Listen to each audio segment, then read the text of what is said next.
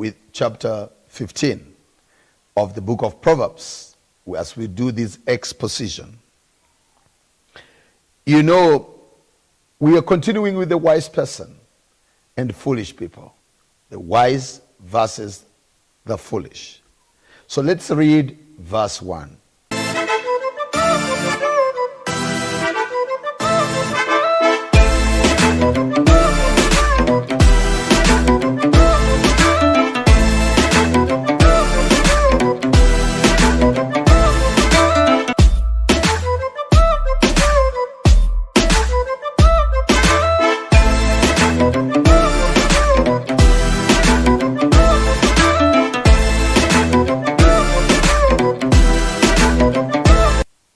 A soft answer turns away wrath, but harsh words stir up anger.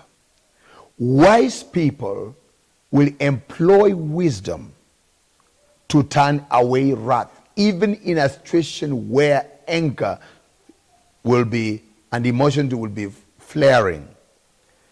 But harsh words stir up anger. So there are times when things are so hard that you just need to be soft. A soft answer. And that's wisdom, because wisdom, the Bible said, let us show our wisdom in the gentleness of wisdom. Wisdom is gentle, and gentleness is soft.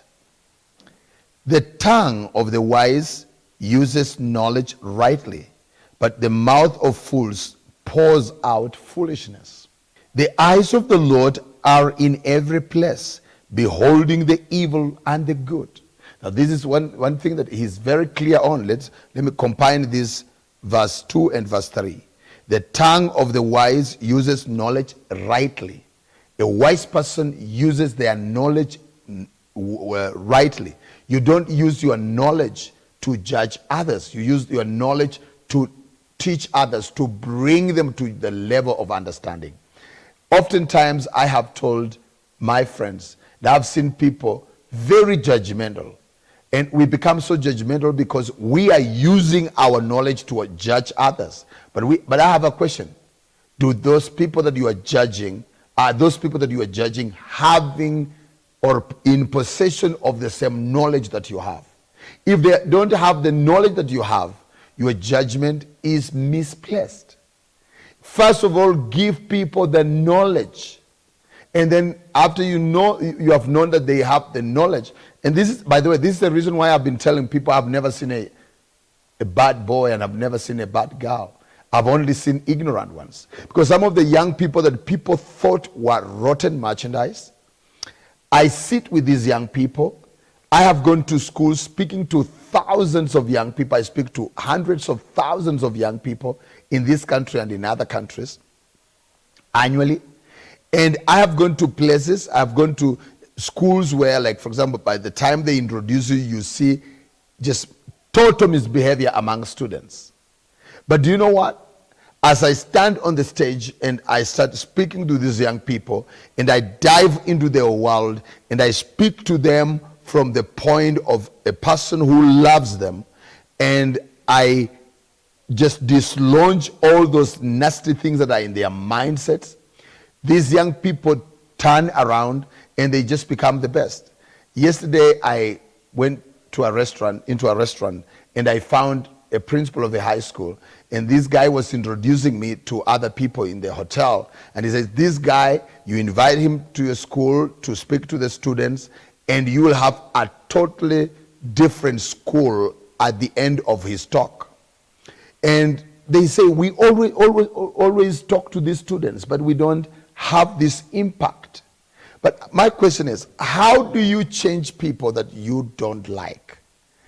And many times people talk to others from a holier than thou platform or standpoint.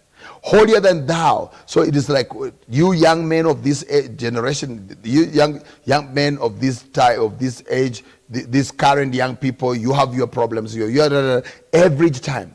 But if you dive into their world and then bring them out with the knowledge and the love of God, it is going to amaze you. I read a book in the 90s, and this book was written by a man called Shoemaker. And Shoemaker says that in every human heart, there is a sanctuary. And the only way to enter that sanctuary is through the persuasion of love. When you use love to penetrate the hearts of people, you can turn the most stubborn, you can turn around the most unreasonable person, for as long as that person realizes that you genuinely love them, you can so easily win them. A wholesome tongue is a tree of life, but perverseness in it breaks the spirit. So a person who has words that are full of grace, those words are like a tree of life. You speak things to your children, and you speak things to your husband or to your wife, and because your tongue is wholesome, your tongue is full of the grace of God. Anyone who listens to you and hears your words just receives life. But perverseness in it breaks the spirit. If you are perverse in your tongue, you break even those people who were excited to do great things, just because of how perverse you are. A fool despises his father's instruction, but he who accepts correction is prudent. Anyone who accepts correction is prudent, but a fool despises his father's instruction. In the house of the righteous is much treasure, but trouble is in the income of the wicked. The lips of the wise disperse knowledge, but the heart of the foolish does not do so. The sacrifice of the wicked is an abomination to the Lord, but the prayer of the upright is his delight. When the wicked bring their offering, it's so that people may see that they have brought their offering. Like the way you have seen the politicians in Kenya behave. They would like to come to a church service and parade their monies. And yet some of these guys their monies are ill-gotten. And God doesn't receive those offerings. We may clap for them. We might shout a lot of hallelujahs for them. But God doesn't even recognize anything from what they are doing. But the prayer of the righteous, the upright, is the delight of God. God delights in the worship and the prayer of the righteous. The way of the wicked is an abomination to the Lord, but he loves the one who follows after righteousness. Correction is grievous to him who forsakes the way, and he who hates reproof will die. So here the warning is, if you cannot receive correction, how many people have been sacked just because by their employer because they don't follow instructions? How many people? How many children are living like vagabonds, yet their siblings and their parents are there? Their parents have opened their arms to receive them, but because they are rebellious, they are disobedient, they are living like vagabonds. And yet their brothers and sisters, their siblings, are enjoying life just because of their own arrogance. Sheol and destruction are before the Lord. How much more then the hearts of the children of men? A scoffer does not love the one who reproves him, nor will he go to the wise. If you want to know whether you are going to succeed or not, ask yourself, do you normally receive correction? And what kind of company do you have?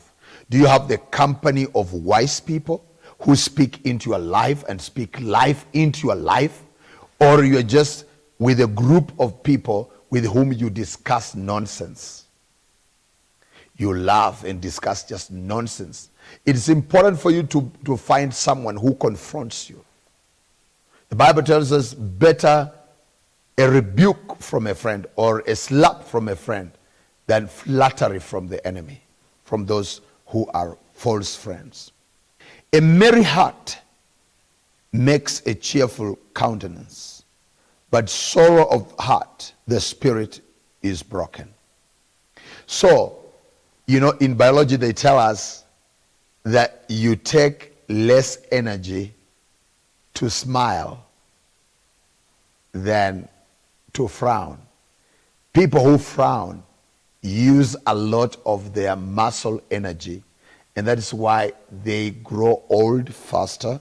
They come up, their faces, the wrinkles and everything, and they look like old people just because they are ever frowning. And so we are told here, let me read this. A merry heart makes a cheerful countenance. If your heart is happy, your countenance is just lively. Your appearance, your facial expression, your body language, your everything just shows the joy that it is in your heart. But by sorrow of the heart, the spirit is broken. If your heart is sorrowful, your spirit is broken, and it will be seen on your face.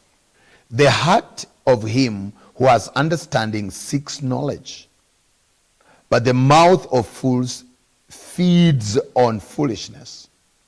While a wise person wants wisdom every day, a foolish person keeps on eating and feeding himself and drinking foolishness. All the days of the afflicted are evil, but he who is of merry heart has a continual feast. Better is a little with the fear of the Lord than great treasure with trouble. Better is a dinner of harps where love is than fattened oaks with hatred. Now, what the psalmist, Solomon is saying is that better be in a house where people are just eating vegetables, and yet there is love. You are eating vegetables and there is love. You are valued. In a house where they are eating vegetables and they love you, than a house where there is meat. They eat lots of meat and yet there is no love. There is hatred. There is oppression. A wrathful man stirs up strife, but he who is slow to anger appeases strife. Now, this one tells us of the environment that is created by people who are easily angered. So he says, an easily angered person stirs up strife. Why do we have guerrilla movements in countries? Why do we have insurrections in countries? It's because people are angry. So anger stirs up strife in a nation. Anger stirs up strife in a relationship. Anger stirs up strife in the family. Anger is a terrible cancer. It destroys. Then he goes on and he says, but he who is slow to anger appeases strife. In a country, as the leader of the country, as the president, as the prime minister, as the commander of the armies of your country, you need to be a man that does not demonstrate anger and reveal anger, and you should not stir up anger among the people of your country. You should not put a wedge between the people of the country, whether on race line or party line or religious lines. You should never do that as a leader, because you will destroy the country. You should never do that as a father, because you will destroy your family. You should never do that as a husband. You will destroy your marriage. Or your wife, you will destroy your marriage. You shouldn't in any way allow anger to take preeminence in your family or in your place of work. Let me repeat verse 18 again. A wrathful man stirs up strife. A man of anger stirs up strife. But he who is slow to anger appeases strife. The way of the slothful man is a hedge of thorns, but the way of the righteous is a highway. Now, a slothful person always sees obstacles. A lazy man will give you 101, 1,000,001 reasons why they didn't do what they ought to have done. But a wise man, but a righteous man, a man who is diligent in his work, will always see a highway where even in the midst of trouble, in the midst of obstacles, a man of faith, a righteous man, will still see the way. You remember that song by Don Moen? God will make a way where there seems to be no way. And that's what God says in his word. He's a God who makes a way where there is no way. He's a God who divides the water for you to pass through. There is no situation too difficult for you, my dear friend. If only you can hang in on God, trust in him, put your trust in him, meaning run for refuge in God. Run for refuge in God. God is going to do it for you. Let me repeat this verse again. I like the way, in fact, it's like I'm reading it for the first time. He says, the way of the slothful man is a hedge of thorns, but the way of the righteous is a highway. The way of the righteous is a highway. So this is something that we need to really, really impress on. This is something that we need to look at.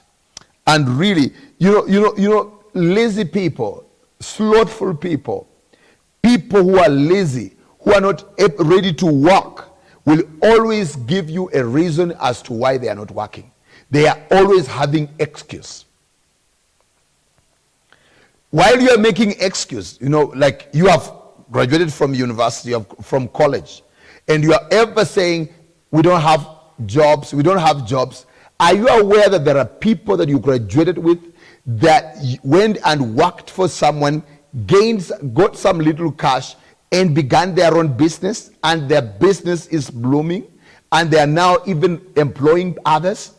While you are seeing obstacles and you think, in these COVID days, in these COVID times, economy is terrible, things are not going to work. Aren't you aware that even in these COVID times, there are people who are prospering? Because they are working, because they are trusting in God, because their trust is in God, and God is causing things to happen for them. A wise son makes a glad father, but a foolish man despises his mother. A wise son makes his father glad, but a foolish man despises his mother because he cannot do what is right. Verse 21. Folly is joy to him who lacks wisdom, but a man of understanding walks uprightly. Foolish people, whenever they do things from their foolishness and folly, for that matter,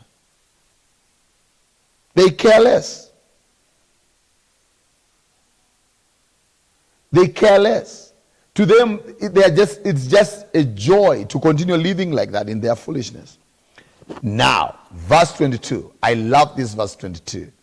It says, without consultations, plans are frustrated, but in the multitude of counselors, they are established. There are so many people with great ideas, great ideas, but they do not have the right counsel. If you have an idea, seek for counsel. There are people outside there that have the counsel that will turn your idea into full fruition, and you will see the glory of God. You just need the counsel of other people, and particularly those who have succeeded and excelled in the thing that you want to do. People whose lives, you look at their lives, and their lives are a sequence of success. You need to go to these people. People who have gone through difficult times, but still they overcome and they are victorious. They are on top of it. You need such a men and women as your counselors. Let them speak in your life. Otherwise, your plans will always be frustrated. I like the language that is being used here. Plans are frustrated for lack of counsel. You may have the best plans on earth, but if you don't have the right counsel, those plans will never, ever come to fruition. A man has joy by the answer of his mouth, and how good is a timely word. You know, speaking the word in its season is very powerful. The way of life leads upward for the wise, so that he may turn away from Sheol below. The Lord will destroy the house of the proud, but he will establish the boundary of the widow. The thoughts of the wicked are an abomination to the Lord, but the words of the pure are pleasant. He who is greedy for gain troubles his own house, but he who hates bribes will live.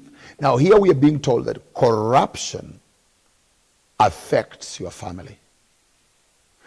Don't enjoy corrupt proceeds, because corrupt proceeds will affect your family. They will not only affect you, they will affect your children. So you had better shun all forms of corruption.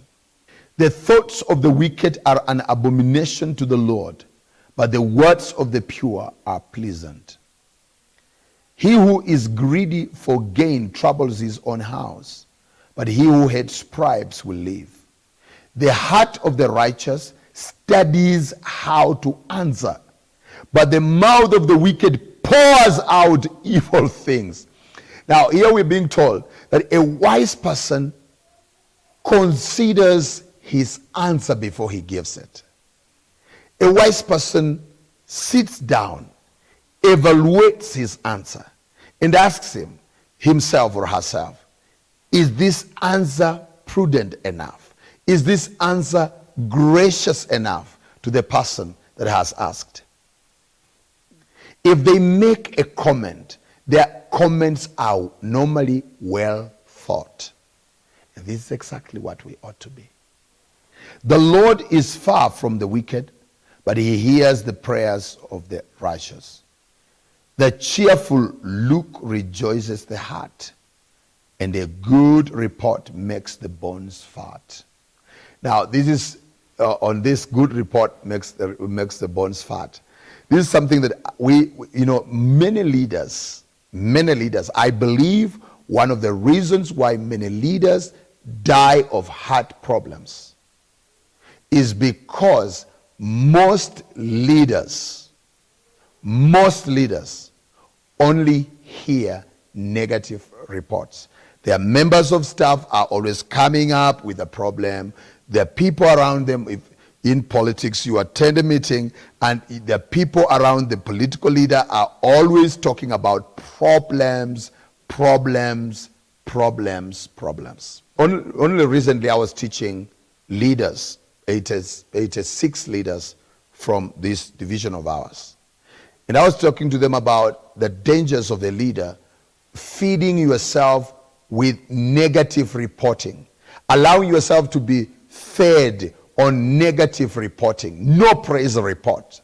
And human beings somehow are more excited to give you negative reports than to give you praise reports.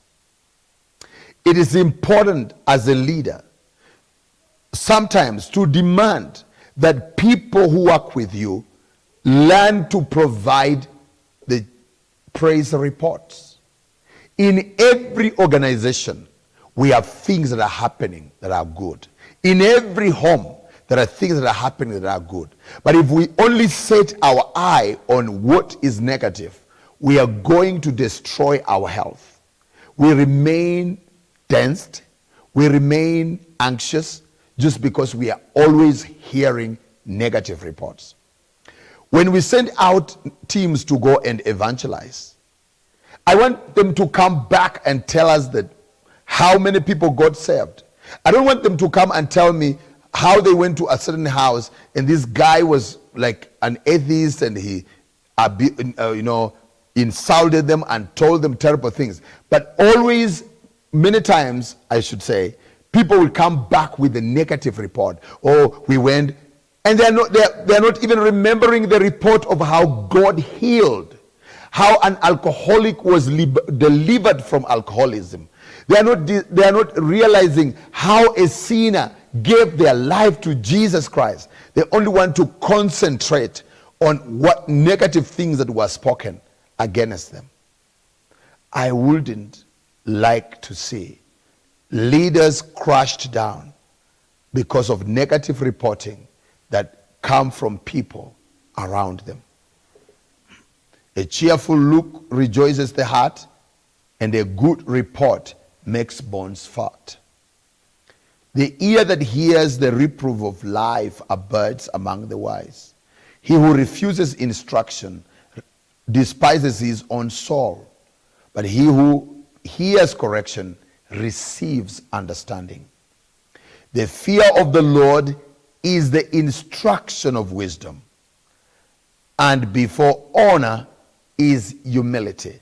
So we end this chapter 15 by this verse 3.